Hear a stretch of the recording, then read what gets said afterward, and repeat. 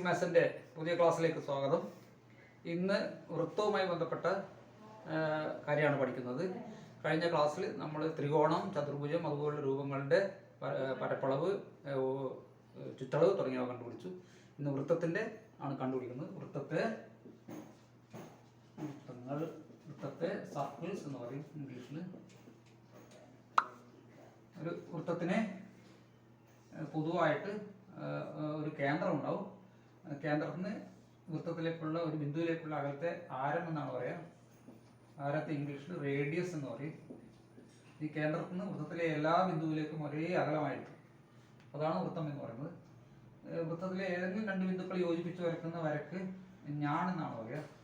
ഞാൺ എന്ന് പറയും. ഞാൺ കോഡ് എന്ന് ഇംഗ്ലീഷിൽ പറയും. കോഡ് എന്നാണ് ഞാൺ എന്ന് പറയുക. വൃത്തത്തിന്റെ കേന്ദ്രത്തിലൂടെ വരയ്ക്കുന്ന ഞാണിന് ഏറ്റവും വലിയ ഞാണായിരിക്കും. ആ ഞാണിന് ഡയമീറ്റർ എന്ന് പറയും. ഡയമീറ്റർ എന്നാണ് പറയുക. ഡയമീറ്റർ എന്ന് പറഞ്ഞാൽ വ്യാസം എന്ന് പറയും.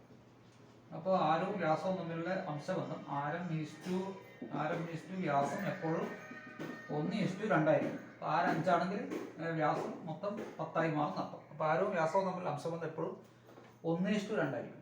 ആരത്തിൻ്റെ നേരെ ഇരട്ടിയാണ് വ്യാസം എന്ന് പറയുന്നത്. അപ്പോൾ ഇതാണ് വൃത്തത്തിൻ്റെ പ്രധാനപ്പെട്ട അളവുകൾ. ഇനി നീളങ്ങൾ.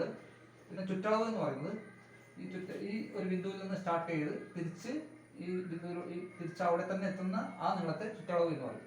ചുറ്റളവ് കാണേണ്ട സൂത്രവാക്യം അതിൻ്റെ ആരവുമായി ബന്ധപ്പെട്ട ആണ് അതിൻ്റെ ചുറ്റളവിൻ്റെ സൂത്രവാക്യം. എപ്പോഴും ചുറ്റളവിൻ്റെ സൂത്രവാക്യം അതുകൊണ്ട് P=2πr എന്നാണ് സാധാരണ നമ്മൾ എഴുതാറുള്ളത്. ചില ആൾ 2r π എന്നും π 2r എന്നൊക്കെ എഴുതും. ഇവിടെ π എന്നുള്ളൊരു അക്ഷരം എന്താണ് നമുക്ക് പരിശോധിക്കേണ്ടതുണ്ട്.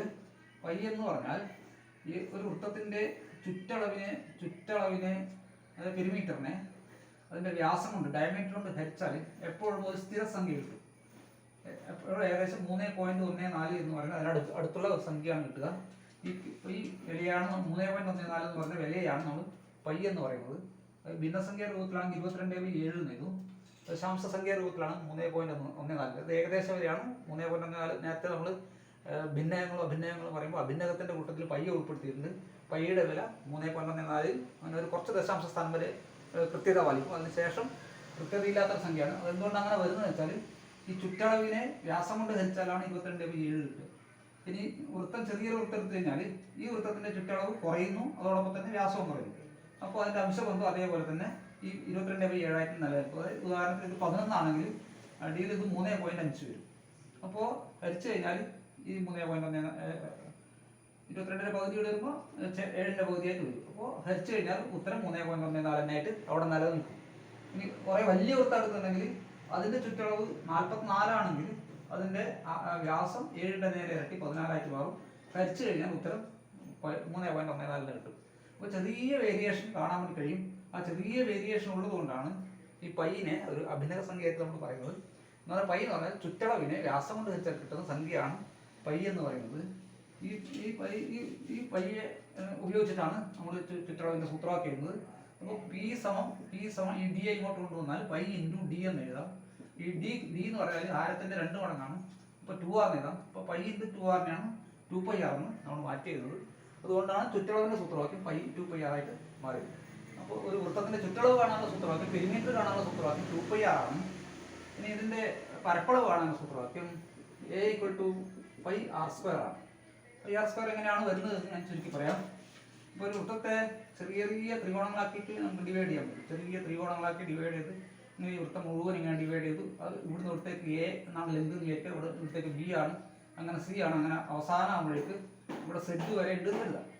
അപ്പോൾ ഇവിടെ ഈ ഒരു വൃത്തത്തിൻ്റെ ഈ ഹൈറ്റ് ഒരു ത്രികോണമായി മാറി. ഈ ത്രികോണത്തിൻ്റെ ഹൈറ്റ് ഈ വൃത്തത്തിൻ്റെ ആരാണ്. അപ്പോൾ അത് 6 എടുത്തു. അപ്പോൾ ഈ ഒരു ത്രികോണത്തിൻ്റെ പരപ്പളവ് 1/2 × A × R ആണ്. രണ്ടാമത്തെ ത്രികോണത്തിൻ്റെ പരപ്പളവ് 1/2 × B × R ആണ്. എല്ലാത്തിൻ്റെ ഹൈറ്റ് 6 ആണ്. മൂന്നാമത്തേൻ്റെ 1/2 × C × R ആണ്.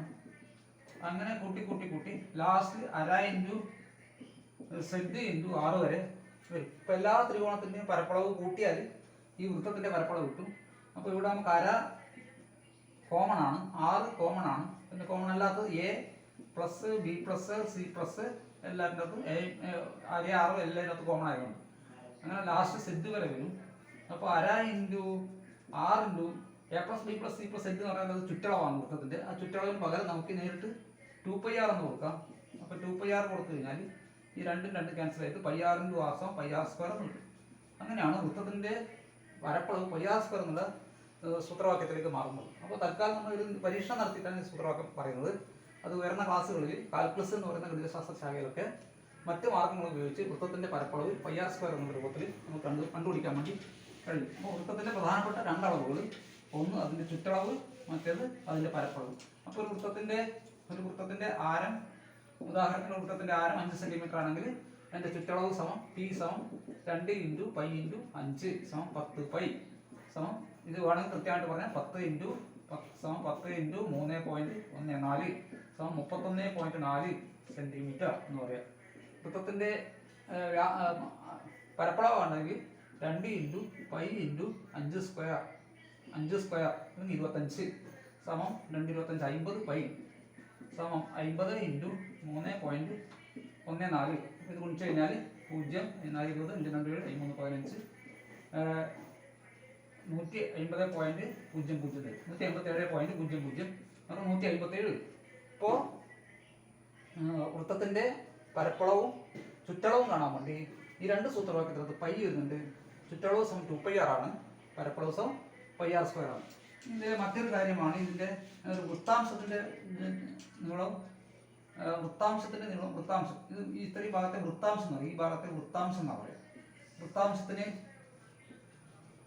വൃത്താംശത്തിന് സെക്ടർ എന്ന് പറയും, ഇംഗ്ലീഷിൽ സെക്ടർ എന്ന് പറയും. അപ്പോൾ വൃത്താംശത്തിന്റെ ഈ ചാവനീളം, ഇതിന്റെ ഇവിടുന്ന് ടൂളം വരെയുടെ നീളത്തെ ചാവനീളം എന്ന് പറയും. ചാവനീളം ഒരു പീസ് മുറിച്ചാൽ വൃത്തത്തിന്റെ ഒരു കഷ്ണത്തെ ചാവെന്നാ പറയാ. രണ്ട് ബിന്ദുക്കൾ ഈ ഡിസ്റ്റൻസിന് ചാവെന്ന് പറയും. ഈ ചാവത്തിന്റെ നീളത്തെ ചാവനീളം എന്ന് പറയും. ഈ ചാവനീളം ഈ കോണിനെ ആശ്രയിച്ചിരിക്കും, ഈ കോണിന്റെ അളവിനെ ആശ്രയിച്ചിരിക്കും. ഉദാഹരണത്തിന് ഈ കോൺ 60 ഡിഗ്രി ആണെങ്കിൽ ഇത് മൊത്തം 360 ഡിഗ്രി ആണ് വൃത്തത്തിന്റെ ഡിഗ്രി അളവ്. ആ 360ന്റെ 60 ഭാഗം എന്ന് പറഞ്ഞാൽ 60/360 1/6 ആണ്. അപ്പോൾ മൊത്തത്തിൽ ചുറ്റളവിന്റെ 1/6 ഭാഗം ഇത് വരും. അതുപോലെ ഇതിന്റെ പരപ്പളവ്, മൊത്തത്തിലെ പരപ്പളവിന്റെ 1/6 ഭാഗം ഈ ഇത് വരും. അപ്പോൾ മൊത്തം കിട്ടിക്കഴിഞ്ഞാൽ, മൊത്തത്തിലെ പരപ്പളവ് കിട്ടിക്കഴിഞ്ഞാൽ അതിന്റെ 1/6 ഭാഗം ഇത്ര വരും. അപ്പോൾ ഈ കോണ് കൂടുന്നതിന്, ഈ കോണ് മാറുന്നതിന് അതിന്റെ എത്ര ഭാഗമാണ് നമ്മൾ കണ്ടുപിടിച്ചാൽ മതി. ജനറലായിട്ട് പറയുമ്പോൾ x ഡിഗ്രി ആണെങ്കിൽ ഇതിന്റെ ഈ ചാപത്തിന്റെ ഈ ചാപനീളം മൊത്തത്തിലുള്ള ചുറ്റളവിന്റെ, അതായത് 2πrന്റെ x/360 ആയിരിക്കും ഈ ചാപത്തിന്റെ നീളം. ആ ചാപത്തിന്റെ ലെങ്ത്, ചാപനീളം. ആ ചാപത്തിന്റെ ഈ സെക്ടറിന്റെ പരപ്പളവ്, മൊത്തത്തിലുള്ള പരപ്പളവിന്റെ πr²ന്റെ x/360 ഭാഗമായിരിക്കും. ഇത് 60 ആണെങ്കിൽ 60/360. അപ്പോൾ നേരത്തെ കണ്ടുപിടിച്ചതിന് ശേഷം അതിന്റെ x/360 ഭാഗം എടുത്താൽ മതി. ചുറ്റളവ് കണ്ടുപിടിച്ചിട്ട് അതിന്റെ x/360 ഭാഗം എടുത്താൽ മതി. പരപ്പളവ് കണ്ടുപിടിച്ചതിന്റെ അതിന്റെ x/360 ഭാഗം എടുത്തു കഴിഞ്ഞാൽ ഈ സെക്ടറിന്റെ ചാപനീളവും പരപ്പളവും നമുക്ക് കണ്ടുപിടിക്കാൻ വേണ്ടി കഴിയും. ഇത്രയാണ് വൃത്തവുമായി ബന്ധപ്പെട്ട കാര്യങ്ങൾ. വൃത്തത്തിന്റെ ചുറ്റളവും പരപ്പളവും കാണാൻ 2πr πr² എന്ന സൂത്രവാക്യമാണ് ഉപയോഗിക്കുക. π ആണ് അതിനകത്ത് പ്രധാനപ്പെട്ട അക്ഷരം.